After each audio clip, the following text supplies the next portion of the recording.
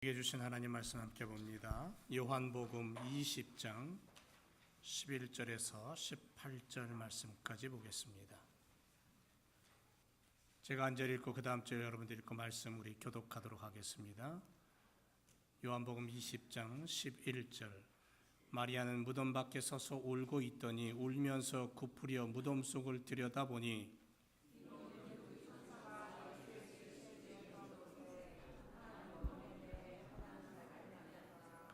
천사들이 가로되 여자여 어찌하여 우느냐. 가로되 사람이 내 주를 가져다가 어디 두었는지 내가 알지 못함이니이다.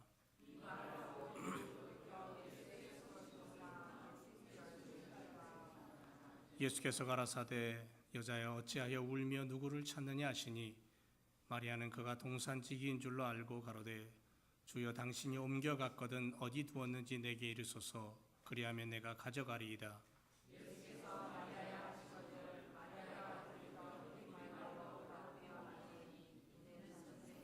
예수께서 이르시되 나를 만지지 말라. 내가 아직 아버지께로 올라가지 못하였노라. 너는 내 형제들에게 가서 이르되 내가 내 아버지 곧 너희 아버지 내 하나님 곧 너희 하나님께로 올라간다 하라 하신대. 막달라 마리아가 가서 제자들에게 내가 주를 보았다 하고 또 주께서 자기에게 이렇게 말씀하셨다 이르니라. 아멘. 우리 옆에 분과 인사합니다. 해피 이스터.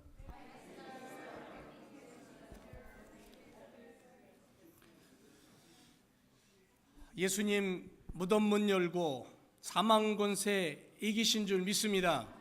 할렐루야. 예. 성경은 부활 사건을 이야기합니다. 다시 사신 예수님에 대해서 분명히 얘기합니다. 그리고 수많은 사람들이 부활의 예수님을 보았고 증거합니다. 고백합니다. 부활주일을 맞이하고 예배하는 우리들은 부활을 전파하는 21세기의 증인들로 살아야 될 줄로 믿습니다.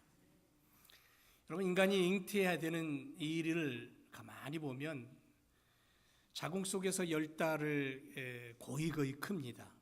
그리고 세상에 태어나죠. 그런데 동서고금을 막론하고 빈부격차 차별 없이 이 과정은 똑같아요. 세상에 태어날 때는 왕자도 거지도 차별이 없습니다. 선인도 악인도 차별이 없습니다. 아기가 태어날 때 그 눈은 어두운 곳에서 빛의 세계로 적응하기 위해서 반응을 합니다. 피부는 섭씨 38도의 기온에서 낡은 피와 새로운 피가 섞이지 않도록 해줍니다. 자궁의 태아 시절에 열려있던 심장의 변박 하나가 출생과 동시에 막혀버리고 폐쇄돼 버립니다. 탯줄로서 살던 어머니 뱃속에서 배꼽을 통해서 세상에 태어나면서 폐에 공기가 들어가며 호흡이 시작이 됩니다. 이 놀라운 잉태와 그리고 어머니 뱃속에서의 성장과 세상으로 나오는 그 출생의 과정은 놀라운 신비이고 바로 그 아이의 첫 울음소리가 폐에 공기가 들어가는 호흡의 시동을 거는 겁니다. 그래서 이 잉태의 과정을 가만히 보면서 하나님의 신비를 깨닫게 되고 그 하나님의 신비는 결국 부활이라는 것이 있다는 것을 우리는 다시 한번 믿게 됩니다. 여러분, 우리는 이 땅에서 살면서 모두 3번의 출생의 경험을 해야 된다고 합니다. 먼저는 어머니 뱃속에서 태어나는 첫 생일이고, 제가 할아버지 된 지 벌써 3개월이 훌쩍 넘었습니다. 젊은 할아버지예요. 이 손주아이가 커가는 모습을 보면서 얼마나 신기한지 몰라요. 요즘은 이제 엄마 눈, 아빠 눈을 마주치면서 옹알이를 하는 것을 이 동영상으로 찍어서 보내왔는데 몇 번을 봐요. 얼마나 신기한지 모릅니다. 두 번째는, 우리가 태어나는 두 번째는 예수님을 만나고 죄인에서 의인으로, 사탄의 자녀에서 하나님의 자녀로 태어나는 본어게인의 경험입니다. 이게 두 번째 우리의 출생이라고 할 수 있습니다. 세 번째는 뭐냐면 내 영이 하나님 나라에 들어가서 영원한 하나님 나라에서 태어나는 것, 이것이 세 번째 우리의 출생이라고 할 수가 있겠죠. 그렇다면 인간의 생명이 시작되는 어머니 뱃속에서 우리는 부활을 알게 되고 새롭게 태어나는 모습을 알게 되고 딱딱한 달걀이 닭이 품었을 때 그 안에서 살아 움직이는 생명체인 병아리가 태어나는 모습을 보면서 부활은 분명히 현실이구나, 우리는 그렇게 고백하게 됩니다. 왜냐하면 예수님의 사역 중에, 예수님의 사역을 이렇게 쭉 보면 예수님은 죽은 야이로의 딸을 부활시키십니다. 살려내요. 나인성 과부의 아들이 죽었어요. 관 속에 들어가서 장사 지내기 위해서 성 밖을 빠져나갈 때에 예수님은 그 관 위에 손을 얹고 죽은 자를 살려내세요. 부활을 경험하게 하시는 거예요. 무덤에 들어가 있는 나사로를 향하여, 벌써 썩어서 냄새날 그 썩어 있는 시체를 향하여 예수님은 나사로야 나오너라 했을 때에 죽은 나사로가 살아나오는 그 모습을 통해서 예수님은 나도 다시 살아날 것이다라는 부활을 얘기하셔요.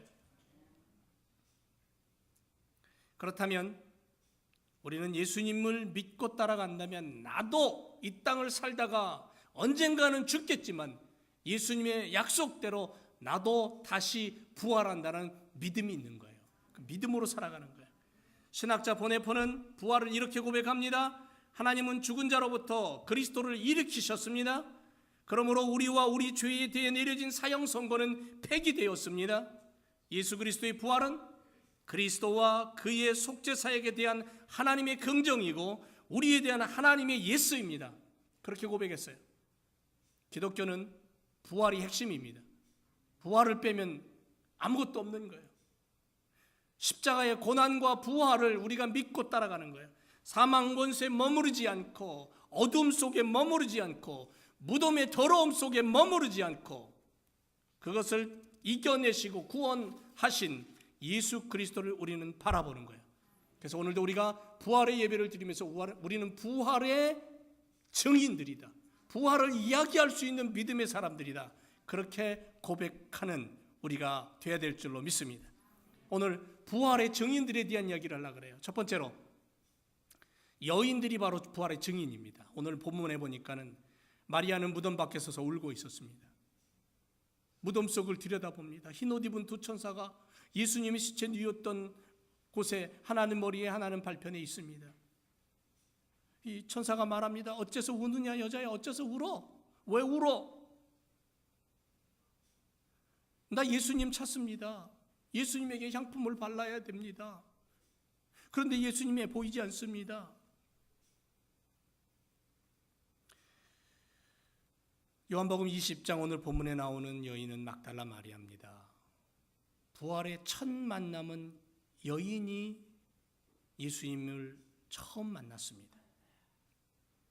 7 귀신 들렸던 자신의 삶, 예수님 만나고 온전해지고 소망이 생기고 꿈을 가지게 됐고 사랑하게 되었던 여인, 그래서 예수님을 따라다니며 예수님을 사랑했던 그 여인, 그 여인이 지금 무덤 밖에서 예수님의 시신이 보이지 않는다고 울고 있습니다.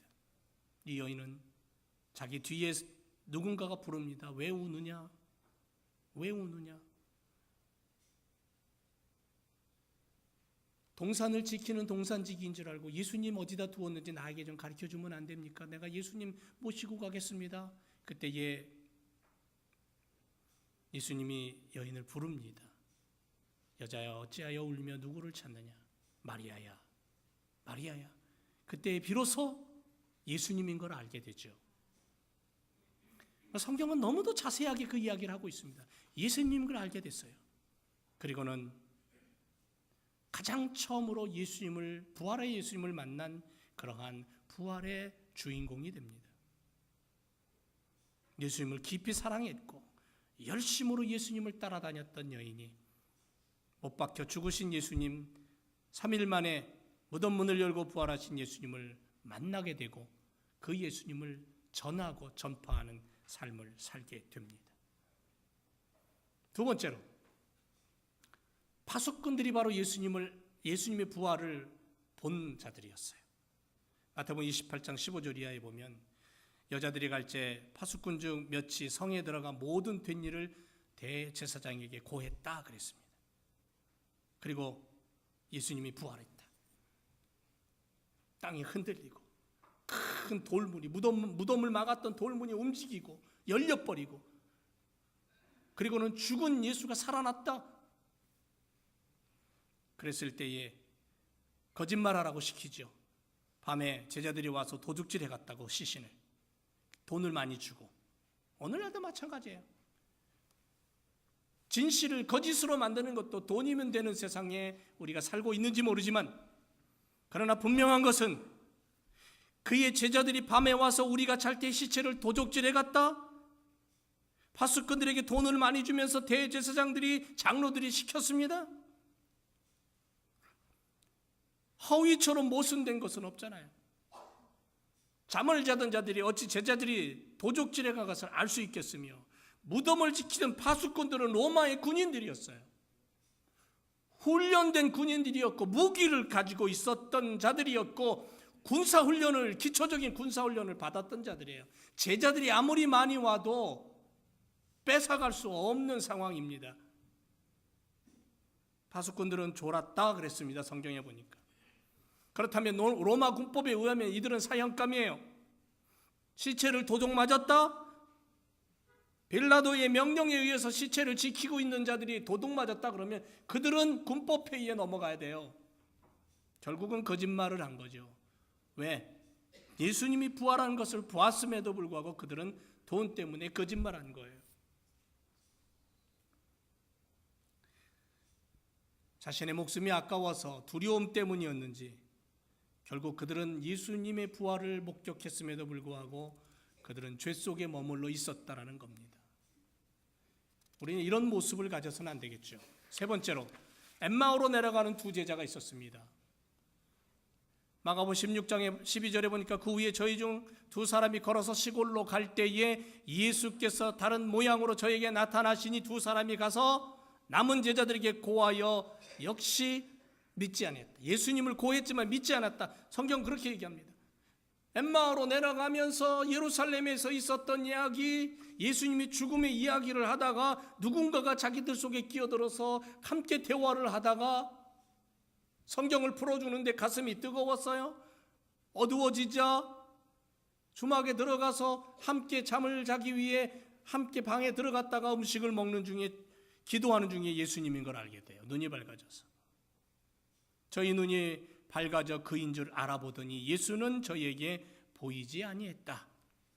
엠마오로 가던 두 제자가 예수님을 만나고 부활하신 예수님을 만나고 가던 길을 돌이켜 다시 제자들에게 돌아와서 우리가 예수님을 만났다고 그렇게 고백하며 증언하는 내용을 성경은 우리에게 분명히 가르쳐줍니다. 네 번째로 열사도와 도마가 예수님을 만납니다. 누가복음 24장에 보면, 요한복음 20장에 보면 열사도가 예수님을 만나요. 두려워 떨고 있는 제자들에게 나타나셔서 평안하냐라고 예수님이 오셨습니다. 도마가 그 자리에 없었어요. 그 다음에 예수님이 또 나타나십니다. 부활하신 예수님이 또 나타나셔요. 생선도 드시면서 제자들과 이야기를 하면서 도마에게는 이렇게 말합니다. 야, 네 손을 가지고 내가 못 박힌 내 손에 못자국에다 손을 넣어봐라. 내 옆구리 창자국에다 네 손을 넣어보고 믿음 없는 자가 되지 말고 믿는 자가 되라. 오늘 우리가 믿는 자가 되어야 될 줄로 믿습니다. 도마는 뭐라고 고백합니까? 나의 주시며 나의 하나님이라고 고백합니다. 다섯 번째는 디베레오스가의 제자들이 예수님을 만납니다. 밤새 한 마리의 고기도 잡지 못하죠. 예수님 십자가 사건 이후에 고향으로 내려와 고기 잡는 어부의 일로 다시 돌아갔던 제자들, 밤새도록 그물을 던졌지만 한 마리도 못 잡아요. 베드로는 갈릴리 바다를 손바닥 보듯 타던 사람이에요. 언제 고기가 많고 몇 시에 고기를 어디 가면 잡을 수 있는가를 알고 있는 자였어요. 그런데 그날은 한 마리도 못 잡아요. 밤새도록 그물을 던졌다가 지쳐 있어요. 그때 새벽녘에 예수님 찾아와서 부르십니다. 야, 고기 많이 잡았니? 아니요, 못 잡았습니다. 그럼 오른쪽에다 그물 한번 던져봐. 그물을 던졌더니 고기가 찢어질 듯이 그물이 찢어질도록 잡혔어요.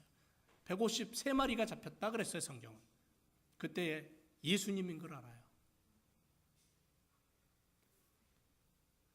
그리고 예수님이 그 자리에서 베드로를 향해 묻습니다. 너 나 사랑하니? 네가 나를 사랑하니? 3번이나 물으십니다. 그리고 베드로에게 어떻게 살다가 어떻게 죽을 것인가에 대한 말씀을 주시고 사명을 주십니다. 6번째는 갈릴리의 500여 사람들이 예수님을 만납니다. 고린도전서 15장 6절에 사도 바울은 이렇게 고백합니다. 고린도 교회에 보내는 편지에서 예수님이 500여 형제에게 일시에 나타나셨다고 그렇게 진술합니다. 그러니까 부활의 예수님을 단체 관람한 거예요. 7번째는 야고보가 고린도전서 15장 7절에서 바울은 예수님이 야고보에게도 나타나셨다고 그렇게 한 사람을 지목하며 얘기합니다. 8번째는 감난산에 모인 사람들이 예수님을 보았다 그랬어요. 사도행전 1장 3절 이하에 보면 천사가 가로되 갈릴리 사람들아 어찌하여 서서 하늘을 쳐다보느냐. 너희 가운데서 하늘로 올리신 예수는 하늘로 가심을 본 그대로 오시리라고 그렇게 말씀하고 있습니다. 부활의 예수님이 수많은 사람들에게 보이고 구름을 타고 하늘로 올라가시고 다시 오마 약속하신 사건, 감람산에 모인 사람들이 부활의 예수님을 보았다라는 거예요. 9번째는요, 스데반 집사가 부활의 예수님을 봅니다. 사도행전 7장 55절에 보면 스데반 집사가 예수님을 전하다가 돌에 맞아 죽어요. 수많은 돌이 날라오고 온몸은 피투성이가 되어서 이제 목숨이 끊어지는 그 순간에 하늘을 우러보니까 하늘문이 열리고 예수님이 앉은 자리에서 일어나셔서 두 팔을 벌리고 자기를 향해서 영접하고 있는 거예요. 예수님을 본 거예요. 10번째는 다메섹 도상에 바울이 예수님을 봅니다. 사도행전 9장에 가면, 고린도전서 15장 8절에 가면 예수님을 핍박하고 다니던 사울이 다메섹 언덕에서 해보다 더 강한 빛을 보고 음성을 듣습니다. 그리고 그는 예수님을 만납니다. 사울아 사울아 왜 내가 나를 핍박하느냐? 당신 누굽니까? 나는 네가 핍박하는 예수야. 네가 생각하는 예수는 죽은 예수가 아니고 신화 속에 있는 예수가 아니고 거짓말쟁이가 아니라 살아있는 능력 있는 나다. 바울이 다메섹 도상에서 예수님을 만나는 거예요. 예수님을 만나고 그는 엄청난 복음의 사람이 됩니다. 기독교는 예수님께서 십자가에서 죄를 대속하심과 부활하심이라는 두 기둥 위에 세워진 종교예요. 그래서 사도행전의 그리스도인들을 부활의 도를 전하는 사람이라고 말했어요. 사도 바울은 자신이 만난 예수님을 말했고 예수님처럼 살았고 예수님의 영성을 담기 위해 달려갔고 십자가와 부활의 신앙으로 교회를 세우며 강력한 복음의 일꾼으로 살았던 사람이에요. 얼마나 위대한 사람인지 몰라요. 11번째, 제자 요한. 밤모섬에 유배된 예수님의 제자 요한. 100년 이상을 살았던, 마지막까지 순교하지 않고 예수님의 제자 중에 순교하지 않고 마지막까지 살다가 죽었던 예수님의 제자 요한.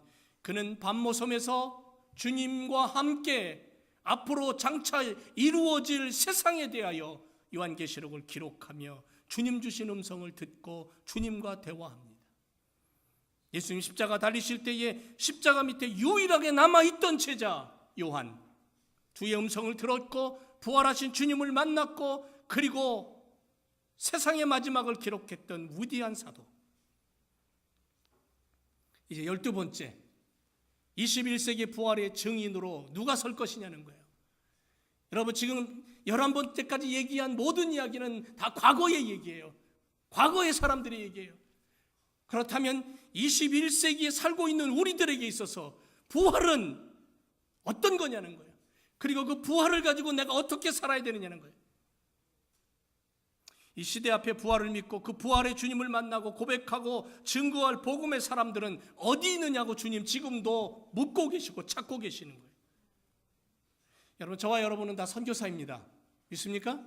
아프리카에 가서 복음 전하는 자만 선교사가 아니에요. 모슬렘 땅에 들어가서 복음 전하는 자만 선교사가 아니에요. 지금 이 땅에서 이 어려운 이민 생활 속에서도 주님을 붙잡고 사는 우리가 선교사예요. 그렇기 때문에 늘 복음의 일꾼들에게 있어서 부활의 주님과 함께하는 것이 얼마나 중요한지 모릅니다.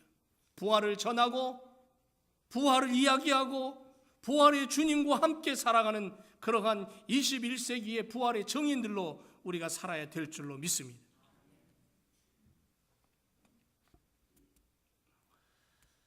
옛날 중세시대에 어떤 수도사가 성지순례를 내려갔습니다. 갈보리산 근처에서 돌아다니다가 뜻밖에도 수도사는 예수님께서 십자가에 못 박히실 때 쓰셨던 이 가시면류관을 발견을 했습니다. 너무 보기에 험상궂고 가시가 풀묻어 있었습니다. 볼품 없지만 주님께서 쓰셨다라는 그러한 생각을 가지고 그 가시면류관을 보물로 여기고는 그걸 가지고 자기 나라로 돌아왔습니다. 자기가 있는 수도원 예배당 강단 위에 놓았습니다. 부활절 아침이 되었습니다. 수도사들이 일찍 예배당에 문을 열고 들어왔습니다. 근데 예배당 문을 여는 순간 온 예배당이 향기로운 아름다운 냄새로 가득했습니다. 웬일인가 하고 사방을 둘러보았지만 아무것도 없었고 그 험상스러운 면류관의 가시에 아름다운 장미꽃이 피어 있었더랍니다. 이야기에 불과합니다. 하지만 여기에는 뜻이 있습니다. 부활주일은 생명입니다. 말라 비틀어지고 다각다각 소리가 나고 아무것도 없는 것 같은 바로 그 마른 뼈들이 하나님의 명령 앞에 생기가 돋고 살아 움직이고 하나님의 군대가 되었다라는 에스겔 골짜기의 마른 뼈들의 이야기를 우리는 성경을 통해 압니다. 겨우내 말라 비틀어진 나뭇가지들, 아무것도 없는 것 같고 죽어 있는 것 같은 나뭇가지들이 봄이 되면 새싹이 돋습니다. 생명이 움틉니다. 부활주일은 생명을 말합니다. 승리를 말합니다. 향기를 말합니다. 기쁨을 말합니다. 부활하신 주님을 믿고 그를 영접하고 그분과 함께 새로운 생명으로 주님이 주시는 능력으로 향기나는 삶을 우리가 살아야 될 줄로 믿습니다. 그래서 부활의 사람들은 가슴속에 기쁨이 있어요. 가슴속에 누가 주지 않은 표현할 수 없는 기쁨, 그것을 빼앗기지 않는 기쁨, 이것이 있는 거예요. 사랑하는 제일교회 성도 여러분, 날이 저물고 어둠이 찾아올 때에 나는 주님을 바라보며 주님과 함께 십자가 붙들고 부활의 증인으로 살았다가 고백할 수 있는 그런 믿음의 삶이 우리에게 있어져야 될 줄로 믿습니다. 기도하겠습니다.